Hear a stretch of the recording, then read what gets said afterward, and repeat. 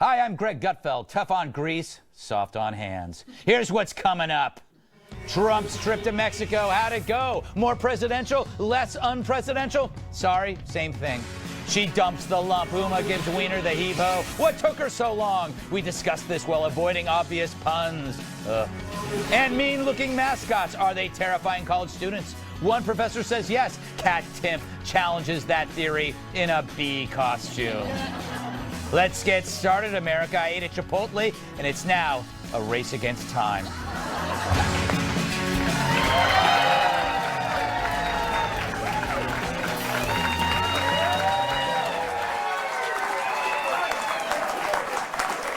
Let's welcome tonight's guest.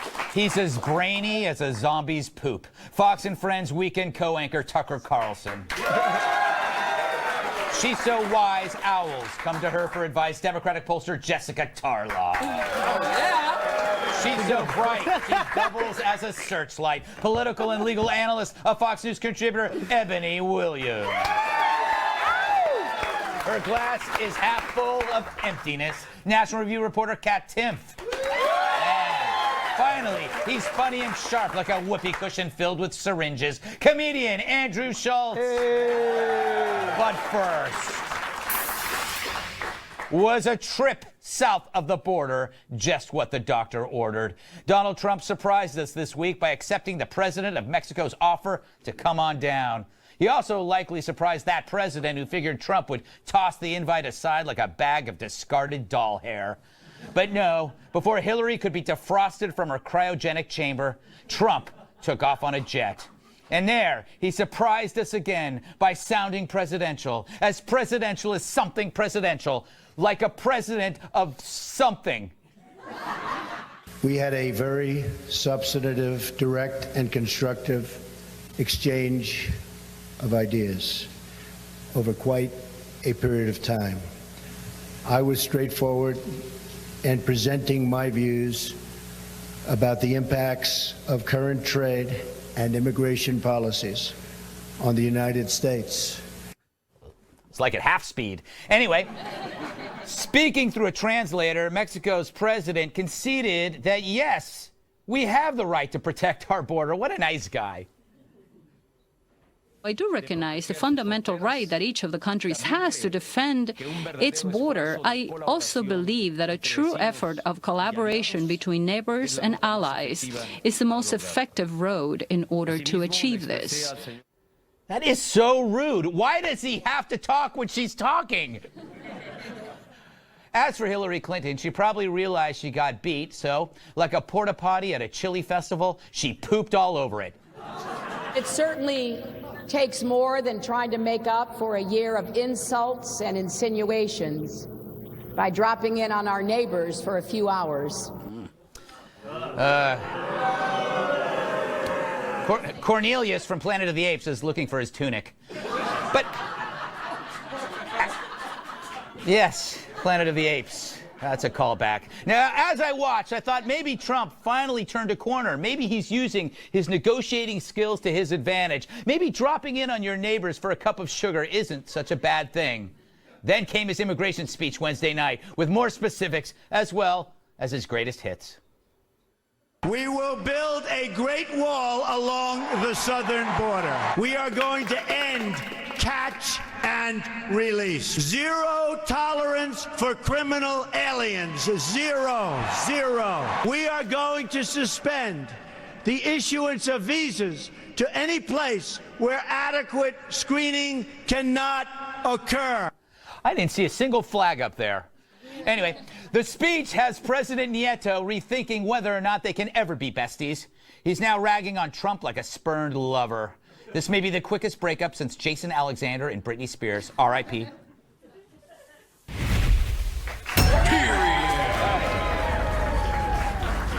Let's go real quick through this because I want to get to the Hillary crap. Tucker, good week for Trump? It was fantastic. Yeah. It was a great speech. I know you thought it was mean. But the truth is, like, what is the argument against building a wall? If you love something, you protect it. The president loves his family. He surrounded the White House with a wall. He's enlarged it. It's big and beautiful. It has sensors. And he's entitled to do that. Why wouldn't the country deserve the same? Normal people agree with that. I I love the wall so much, I want to build a wall around the wall. And around that wall, another wall. And then another wall. I'm for that. And another wall. Until we have nothing left, Jessica, but walls. There's a wall between you and me right now, isn't there? A Tucker-sized wall. Exactly. Yeah. Maybe I'll have to dig through him. All right. What did you make of the week? I thought that he was really good in Mexico and then less good when he got to the rally. I did not think that that was the right stance to take when you're appealing to a base who's never going to abandon you. And then the reversal in the morning, kind of going back on this amnesty thing. Again, we just don't know what his policy actually is besides the wall. We know the wall is serious. Yes, we know the wall is going to be there. A little confused on the deportation force matter. Yes. But generally, I think good week for Trump and bad week for Hillary. So. You're welcome. My gift to you. Andrew, you just got back from Burning Man. I did. Yes. Yeah. A lot of walls. A lot of walls there. Yeah, they were caving in. Yes, Anyway. you were hallucinating a wall. Maybe. Yes. That was not Shout out to mushrooms. They won't shout back. They're They fungi. do, Greg. They are fungi. Okay. Fungi? They're fungible. Anyway, thoughts on Trump's week? Yeah? I just don't care. I just don't. Why? Look, I'm not going to vote for Trump, sorry. But it is, but look, it's America. When do we ask people permission what to build? Yes. We're not building the wall in Guadalajara. Yes. That would be upsetting if Yes. I was Mexico. But if you want to build a wall right here, we can do that. That's Yes. our wall if you want to do it. And look, it is what it is. I don't see why this is such a big deal. No, it's not. It's like we build things all the time. Hillary Clinton voted repeatedly for a fence, which is the same thing that was just 300 shorter. So it's it's up the message it's about the tone, it's about the way that he presents things. Because a lot of stuff that he was saying in that speech with the mean tone wasn't that mean. Right. Like, for example, if someone is here illegally and they go to jail, they shouldn't be able to come out of jail and still hang out and shoot somebody's kid. I think that's fair, right? That's a pretty legitimate thing. Deportation force thing, I'm slightly too libertarian for a police state like that. Or just too human. Yeah, but it's the tone. I think that's the tone that fires up the base. But like you were saying, Jessica, he already has that base. Right. He's got to really are in. Yeah, there. he's got to get away from. He doesn't need to keep feeding the base. He needs to enlarge the base. Ebony, what did you make of it? I thought it was a good look for Donald Trump, literally as well as figuratively, because look, just, we always talk about the optics of politics, right? Seeing him side by side with another president was a good thing for Donald Trump. And I think that's important, can't be overstated. Also, Kat's right. This is actually not Donald Trump making new law. Currently, if you are here without the legal capacity, and you do something, you are subject to deportation. That is the law as it stands today. Deport them all, yes. I know. Who disagrees with this? No, this is not That's what I don't controversial. understand. We're in a world Hillary now. Clinton disagrees No, with it. she doesn't. No, actually, She had she an doesn't. entire convention in Philadelphia disagreeing with it. But I think the disagreement is whether your crime was that you crossed the border in the first place and whether you committed another crime on U.S. territory. So we've ceased deporting criminal aliens, as you know. No, I think that's a big problem. I'm just saying if the only crime you've committed is actually coming here in the first place, which now he's talked about. Under current law, that is a crime. And currently, But it's you a are crime. subject But to deportation. You know what a crime is? If we don't get to the next topic. How's that? I learned that in transition school. I'm currently transitioning now. To the Friday document dump. And what a dump it is. The FBI released a stinking pile of notes from a closed-door meeting in which they asked Hillary about her careless handling of classified info. We know these stories can be a bit dry, so we amassed a crack team of producers to make our coverage more exciting. Emails. The FBI has released a detailed report. 58 pages. Though some pages are heavily redacted. Did Hillary Clinton evade questions? Selective amnesia. Even though she signed a document, John Hancock, acknowledging she could handle classified info. Area 51. Emails.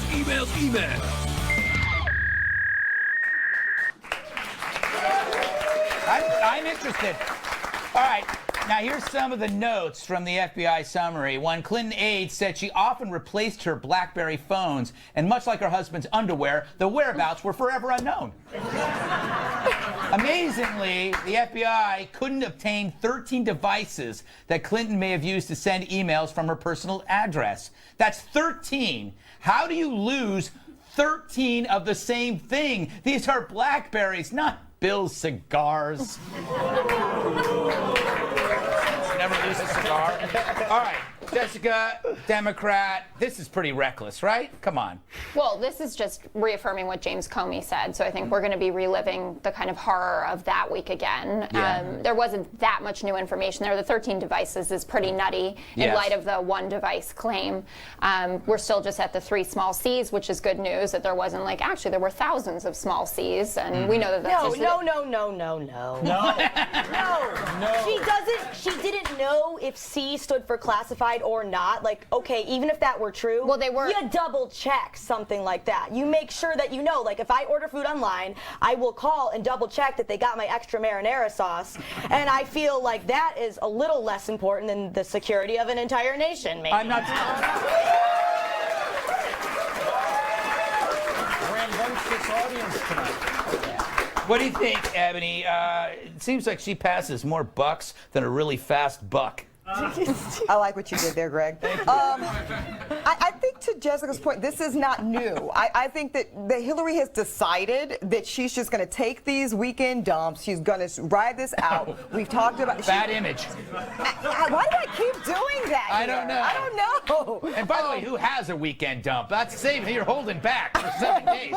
Sorry, go ahead. But no, so seriously, you know, she's not going to address these issues. She's going to count on the fact that people already feel like she's untrustworthy. Those numbers can't get lower. You're right. Jim Comey has already dictated her as newer, should have known better, irresponsible, poor judgment. So those are things she's kind of built into what this candidacy is going to look like. Schultzy?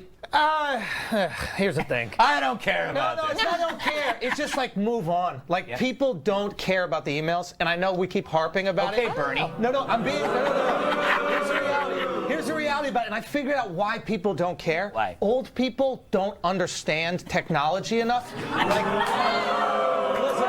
that's half my audience. Okay, there's old people in the audience that are upset. Try to double click. You can't do it, okay? They don't understand it, and young people don't use reason to vote anyway, so they don't care. I'm gonna prove you wrong on that later in the show. Yeah. Okay. Please do that. I'm looking for it. My point is, there are other things that you can attack Hillary on, but you've been trying to do it so much on this. It's like you're turning to UFO because national conspiracy security theories. is kind of important to some people. Well, wait a second. Here's the problem. It's not that we learned something new about Hillary. Obviously, she's contempt for the system. She's contempt for you, the voter. She believes she's above it all. We knew that.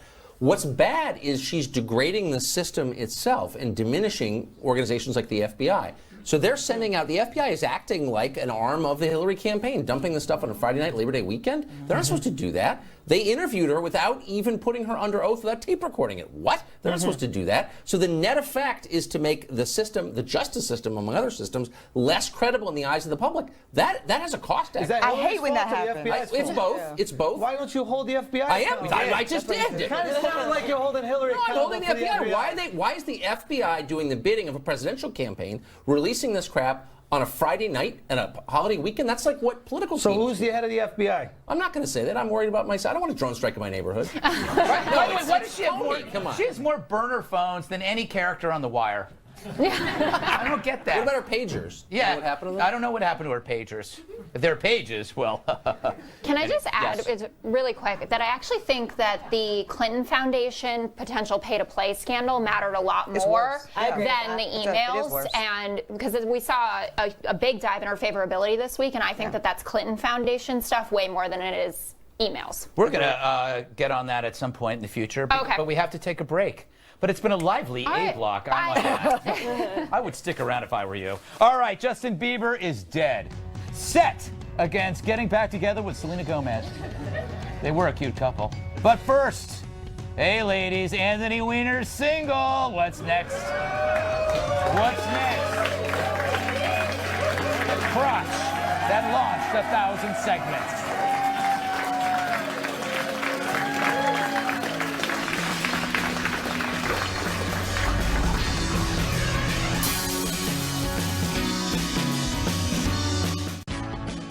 Anthony Weiner's back, and so is his front. If you think the perv couldn't get any pervier, he uses his kid as an excuse to brandish his bulge at another woman who isn't his wife. This should be no surprise. This is the guy who boasted about using his son as a chick magnet. He makes Michael Jackson look like a good dad. So now Huma has dumped him, which is what he wanted anyway, because he knew if Hillary wins, He'd be like the location of my only tattoo, left behind. But sadly, his creepiness is more fun than most stories. Look at the Post headlines. Wieners rise and fall. Pop goes the wiener. Huma cuts off wiener.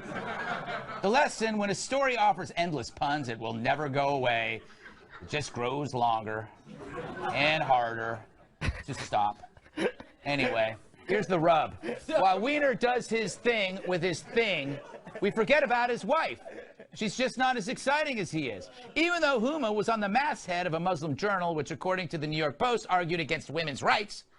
Pretty odd for a feminist, I think. And there's her current career. She's been not double, but triple dipping, given special government employee status, so she got paid from the Clinton Foundation and from the Teneo firm, founded by another Clinton aide, while she was also being paid by you as the aide to Hillary. Now, I'm not saying she's as bad as her husband, but maybe it didn't hurt to be married to the guy. More eyes on him, fewer eyes on her.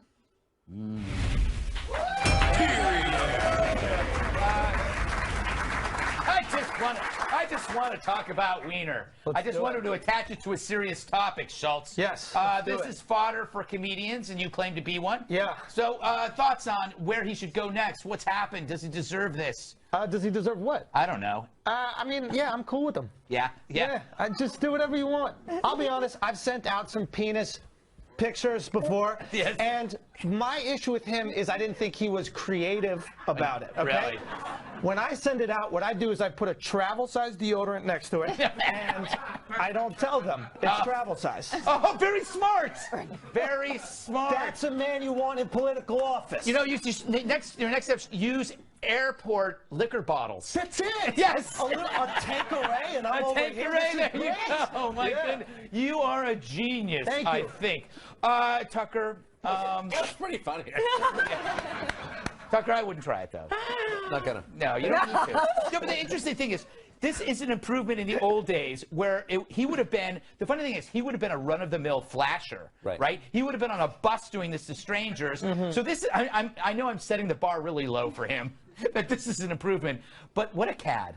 He's not the creepiest person I know in New York, to be totally honest with you, and I'm serious. And by the way, is that a jab at me? He's no, it's not.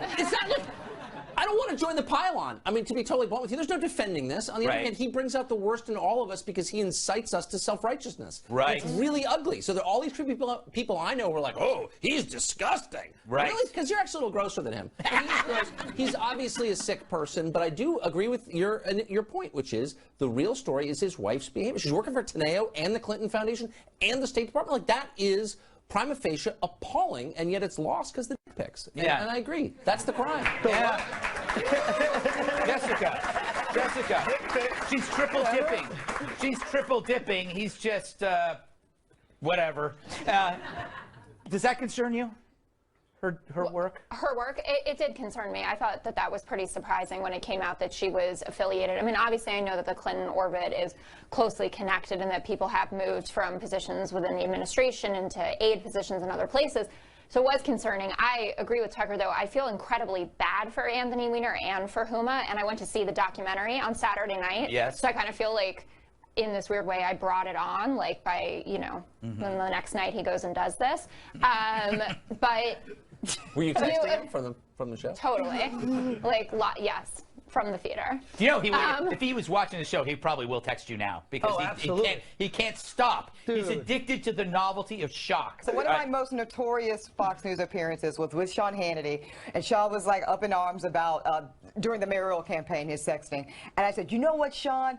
My mayor is not my husband. And so this is fascinating to me that even Huma now, after all of this, it's taken to this point where she says, you're not even good enough to be my husband. So the threat, and look, and I don't say that lightly because I think marriages go through stuff. I know that from firsthand experience. It's very difficult. You have to decide where your threshold is, and clearly for her, enough is finally enough. Kat? Yeah, I mean, I still think that, like you were saying, what she's up to is way shadier than what Anthony Weiner is doing with the pics.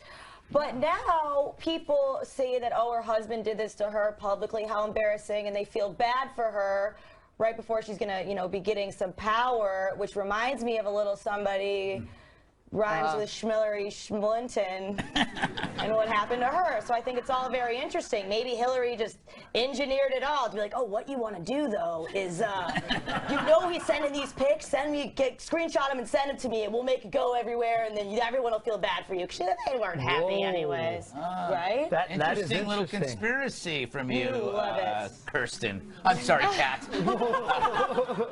Anyway.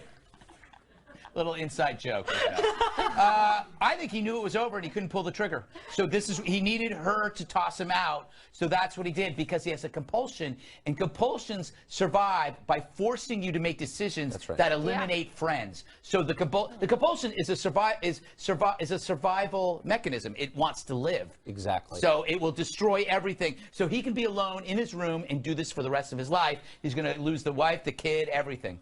That's what a compulsion does, ladies and gentlemen. And how do you know that? I read a lot. You have a friend? You know, learning things is my compulsion. All right. So how many jelly sandwiches can Mr. Carlson kiss with some long-haul drivers? Up next, Tucker puckers smuckers with truckers. But first, took me a while. He took a stand by sitting down. We discussed the quarterback who's catching flack.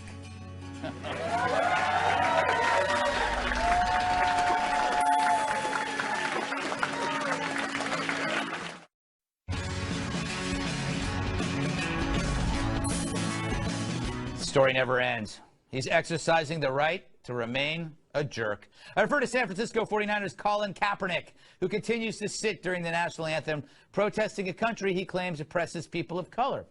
At Thursday's NFL game in San Diego, where the Chargers held their annual military appreciation night, Kaepernick took a knee during the anthem, and other players joined him, which is fine. But during practice sessions, the backup quarterback was also seen wearing socks. Yes, socks! Depicting pigs dressed as police officers. Talk about a brave statement, a cartoon on your socks, where everyone can see it if they look really, really hard. Anyway, here's his excuse for the socks. I wore these socks because the rogue cops that are allowed to hold positions in police departments not only put the community in danger, but also put the cops that have the right intentions in danger by creating an environment of tension and mistrust. I have two uncles and friends who are police officers and work to protect and serve all people. Wow, he knows a few cops. Didn't he just appropriate the "but I have a few black friends" cop out? I guess he's off the hook. All right. You are, like, this is a silly story. It's getting sillier to me, Tucker, that, you know, we all know you have a right to do it, but you're still a jerk. Can't that just be... Well, especially, I mean, this guy's a child with a head injury. He's a moron. He doesn't know what he's doing. But the adults around him do, though. That's what I find so interesting, because actually nobody contests his right to do it, and those who say, well, he has a right to do it, are really taking a pass on the key question, which is, should you do it? Right. And so when you see the vice presidential nominee, Tim Kaine, you know, defend the First Amendment, it's ludicrous. My question is, where's his employer? Where are the team owners? Where's the head of the NFL? I mean, actually, what, are they too afraid to make a simple statement on behalf of the national anthem? They're the cowards here. No, they haven't, that I know. Yeah, the coach of the team has spoken, and he talked about the fact that it's suggested that all the players stand, and it's not required. I think that also what's important, though, to discuss here is not only how he's protesting, but what he's protesting. And I think that is not being talked about. Right. And you talk about who cares about the emails. Colin Kaepernick does, actually. In a post-game locker room interview, he talked about the fact that we have two candidates, neither of whom he's satisfied with. And he spoke specifically about Hillary Clinton, and if she were anyone else, she would be in jail. See, no one is actually talking about some of the things he's mentioning. I mentioned that on another show called The Five. No one's talking about this. Nobody's talking about the things he's mentioning, which he does have a lot of good points about certain things he's brought up because of the way that he went about doing it. And that's our fault, about him. That's our fault. It is. Well, it isn't really our fault. I think it's our fault. Because he's being a victim about being a victim by saying, well, now people think that I hate America for some reason. The reason is because you insisted on sitting down during the national anthem when you are a celebrity and you have so many other ways that you could have expressed your But this is the way that makes people very uncomfortable, right? And that's why even in this room, we're in huge disagreement about what he's doing and why he's doing it. And I do think change can come from uncomfortability. Also, he took the knee, I just want to point this out, as a compromise. He had a meeting with a Green Beret by the name of Nate Boyer, and they had a 90-minute conversation around military and rights and all. But we're not talking about that. We're talking about him. But I'm talking about it, and maybe that's a broader conversation. I think both of you should settle it outside with a screaming match on 6th Avenue. Schulz? No. I agree with the sentiment. I don't agree with the method because I don't think it's the best method to exact change because I think you get confused as far as what he's actually trying to do. So while the sentiment behind it, I think makes perfect sense. I think that we can all fix things in this country, and I think that we should all feel we should do that. But when you do something like this, it's so divisive at a time where we need unity. Why would you divide people in half? I think you should use patriotism, use the flag, use the anthem. Go, hey, the ideals of this country, right? The reality of the matter is this. Right? This flag and the anthem represents the Constitution. And if everybody got what they were promised in the Constitution, would there be a point of protest? But that's his point, right? Right, For him, he doesn't feel like it is. But there wouldn't be, right? But he's critiquing it and saying that he doesn't feel it's being uniformly applied. But my point is you're player. critiquing the wrong player. We keep forgetting. He's a football player. So he's Arrested Development. He's just discovering the romance of radicalism, and he's getting all this attention for it. And it's like, oh, boy, this is great. I wish I'd done this in high school instead of becoming an NFL quarterback. Greg, making $112 million. I want to say one point about this I find very interesting. Yeah. It's like the people backing Trump are the anti-PC. Right? They're the anti-social justice warriors. And the second he does something anti-PC and anti-social justice warrior, the Trump people, oh, how could you dare say something? But I would say, but PC, but the politically correct actually is in line with the criticism of the United States. Well, exactly. And by the way, disagreeing with someone is not exhibiting PC. Trying to prevent someone from doing something or express an opinion, that's political correctness. It's using force to squelch people's opinions. No, they don't appear to be. I haven't seen anybody do that. I mean, look, here's what you need in a successful country. You need a ruling class that actually believes in the values of the country. And the truth is, he's not a football player. He's just an entitled, decadent, rich guy, all like the rest of them. That's another thing I don't like. Just because you make money doesn't mean you can't have It actually does mean that if you make $112 million, you have an obligation, if you believe in change, to do more than just make grouchy noises or wear weird socks. Why doesn't he give his money to Black Lives Matter? He just promised to give the first $1 million of his contract to justice reform. So the first he's supposed to give it to out of 112. That's how about the first to give a whole 100. Nobody's listening to me anymore. Sorry, Greg. No, Jessica, I want to get you in here because I think you have something to say that I might agree with, and if I don't agree with it, I'll yell at you. Okay, great. So the usual format. So. What I think is important about it, and obviously it is, it's First Amendment and it's protected, and both sides do acknowledge this, and I think it sparked some really fantastic conversations, like those op-eds that were written by Gold Star parents talking about what the flag meant to them, draped over their sons' coffins after they came home. But it brings me back to when Patricia Arquette at the Oscars started talking about women's equal pay, when she gets paid millions and millions of dollars. And her argument was, if you have an opportunity and you have a platform and a stage and an audience to make a broad, important societal point, why shouldn't you take advantage of that? And I think that's what he's doing. I don't think he's necessarily the most articulate or wonderful messenger for this, but a lot of times I feel like the Black Lives Matter movement and a lot of issues surrounding racial justice kind of get pushed under the rug, as it were, and I think that he's just trying to highlight an issue. And he's also a young guy, and yes, maybe it's only $1 million of 112 million, but that's still $1 million more than a lot of people are giving. Can I ask one question? But this whole he's got a First Amendment right to say it is demonstrably true. As a conservative, I believe that. I don't notice the left defending remarks they disagree with by invoking the First Amendment. So when Donald Trump comes out and attacks the Mexican judge, I never heard one person say, well, he's got a First Amendment right to say that. Like, no, he's a Nazi, he should be pulled off the stage. So, like, you know what I mean? Well, I'm very careful. I never call Donald Trump a racist. But nobody ever or mentions the First Amendment on the left, except when it comes to Colin Kaepernick. Because Donald says so many things. Michael, you can't keep up. Well, he's a First Amendment professor, so I can Well, thank God, and a big liberal. All right, I got to wrap this up. Let's not forget, he did wear a Fidel Castro shirt at a press conference, who is an icon of oppression. So he's one question there. This is one question. I just find it interesting that, like, this thing that symbolizes America, he's upset with because people are being oppressed, yet he wears Nike clothing, which is made in sweatshops, and oppresses little kids to make it. So he has no problem with this one thing. Yes. He has something, he only has a problem, apparently. Say again? Those aren't our That's kids. my point. And just the same thing what Tucker was saying. I mean, have you asked them what they think of the sweatshops? No. What the kids love the sweatshops? Yeah. Can't wait. I think the logic here is if you sit down to protest oppression and the government pays no mind, I think Obama actually probably appreciates it. the sitting down Actually, proved he you does wrong. that. Obama criticized it. Oh, really? Yep. Ah, what? You're not supposed to make the host Sorry, look I stupid. didn't. I'm sorry. Well, cut it. No, we'll leave it in. We'll leave it in. But I will be meeting with you next week about this. Okay. All right, coming up, a story so exciting it will make your eyeballs throw up. But first, is manliness hurting the planet, or is the planet hurting manliness? Who knows? I didn't prepare for this segment.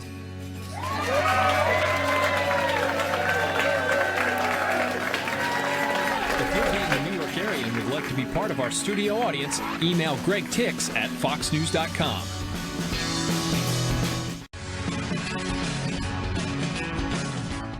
To save the planet, should masculinity can it? Well, according to the Washington Post, never heard of it, manliness could be destroying the earth, along with just about everything else. The paper cites a new study from Notre Dame, Go Fighting Italians, which concluded that men often perceive green products as feminine. The result, according to one researcher, men may be motivated to avoid or even oppose green behaviors in order to safeguard their gender identity. Male traits tend to conflict with this idea of maintaining a nice environment for other people. Translation, we can link climate change to just about anything, including testosterone. For more, let's check in with our manliness correspondent, the world's most handsome man.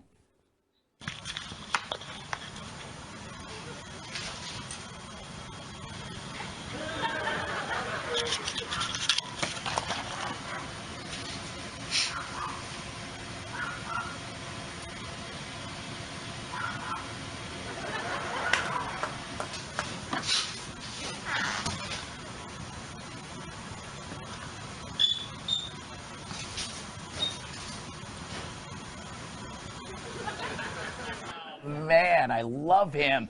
All right, Andrew, manliness. Yeah. Evil? This is complete bull. Women are environmental disasters. Really? I cannot even tell you how horrible they are for the planet. I live with 3 women. Right. I have never seen more toilet paper used in my entire life. The reason there's no rainforest is because of women. I just want to point that out. They wrap their body like a mummy when they wipe, Yes. first of all. Yeah. Second of all, the amount of plastic bottles Yes. that they use for their hair, Yeah, right. shampoo, all these other things. We have shampoo, conditioner, body wash, 1 bottle. Yeah. We're environmentally friendly. That is so true. You need Amazing. men to keep the environment green. You literally need us. All okay? right.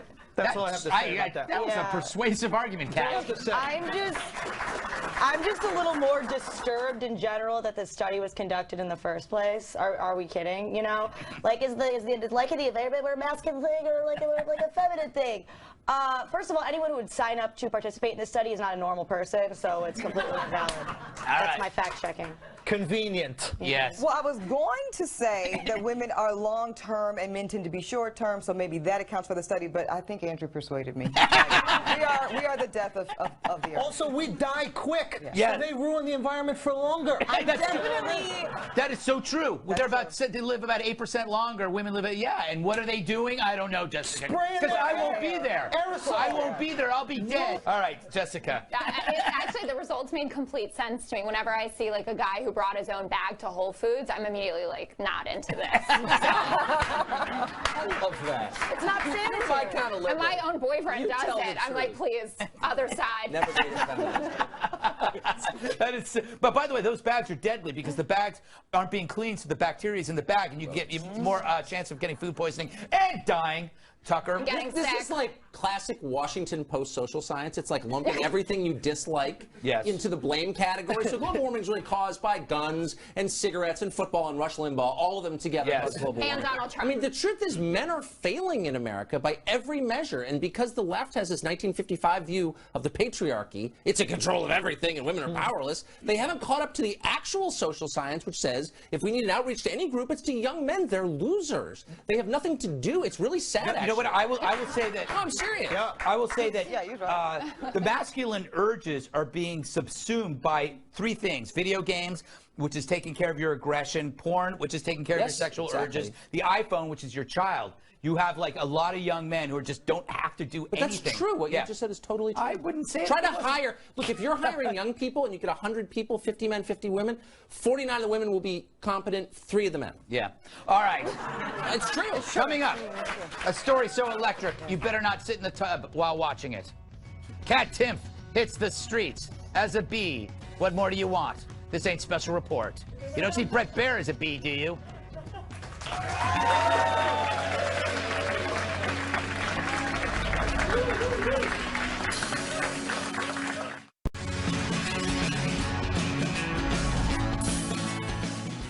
School is back in session, which means news stories about the terrible state of our colleges.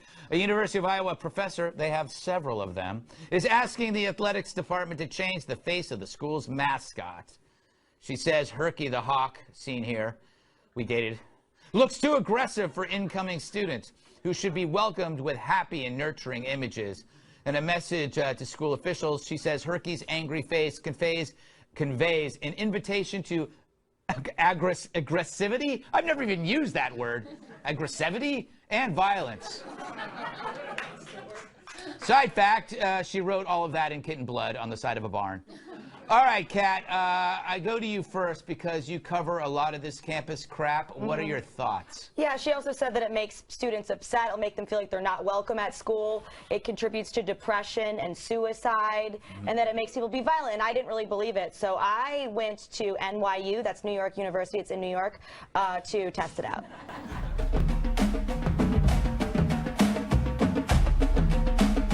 Mascots are hurting people. I really don't believe that that's true, so I'm going to test it out.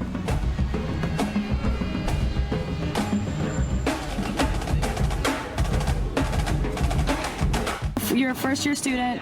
You just got here. How do you feel?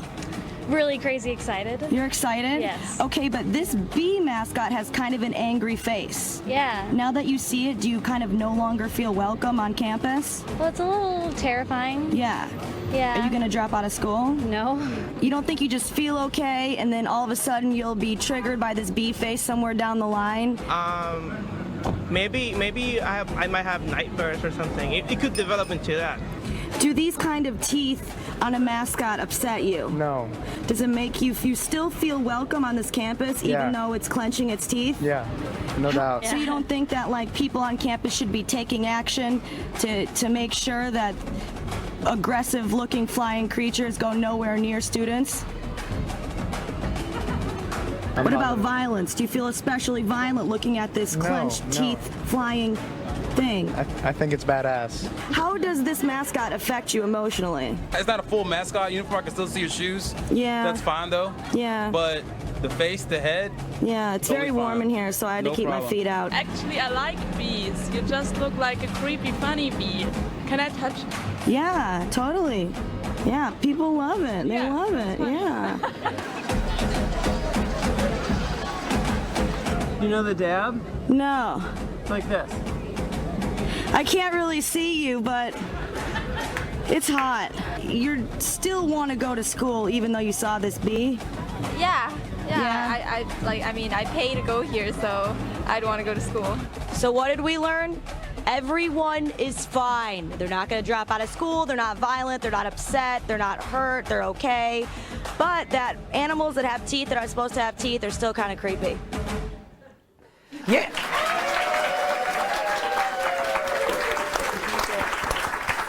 I hate when people say I'm not a real journalist. That's journalism. I tested it out. You went out on the street and you talked to people as a bee. Yes. And you're right. Bees shouldn't have teeth. They shouldn't have teeth. But yeah, it's, nobody cares. This professor actually took it upon herself to write the athletic department. She was so concerned that students who are adults are not going to be able to handle a mascot with an angry face. Yeah. Come on, lady. Also, maybe you have a thing that you need to deal with, lady. Most evil people smile. Like the Joker, he's not angry looking. He's got a smile. And the Joker is a very bad person. Yes. I'm going to tease now. All right, thank you. Well done. Who was that werewolf? No idea. Met him that day, and then he tried to kiss me. Typical werewolf. Always trying to kiss me. Up next, final thoughts. Tucker will do it shirtless. Yay.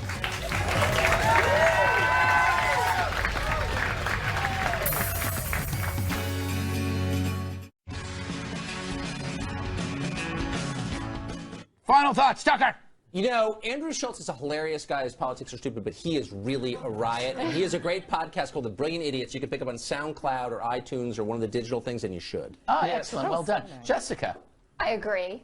Andrew Schulz, super funny. Hey. Listen to his stuff. Hey. I also want to say that we glossed over it, and everyone generally has, but Donald Trump actually had a pay-for-play scandal that came out in the Washington Post. His foundation, $30,000 to the AG in Florida. Legit pay-for-play, so check it out. I will, you are shocked. You heard it here first. I will look that up. Probably You guys, come on. This live studio audience thing is way harsh. It is. Yeah. Tell me about I it. much prefer it on Twitter. They follow me home. Ebony. Well, I will say, piggybacking off of that, this political climate is just so sad, and I'm happy to report that my mayor is still not my husband. Andrew? I've learned from a lot of research that if you want to turn a girl on, don't send her a picture of your penis. You send her a picture of you listening, and it is a way more effective. Of you listening to her? Just like a... That's great. That's very good. Just your ear? Ear picks. Ear picks. Kat? When I was little, I went to the fair with my Uncle Mike, and he wanted me a goldfish, so I named it after him. Then it died the next day. Wow. How did Uncle Mike do? He's watching right now. Hi, Uncle Mike. Good Thanks guy. to Tucker Carlson, Jessica Tarlov, Eboni Williams, Katherine, Andrew Schulz. Studio audience. I'm Greg Gutfeld. I love you.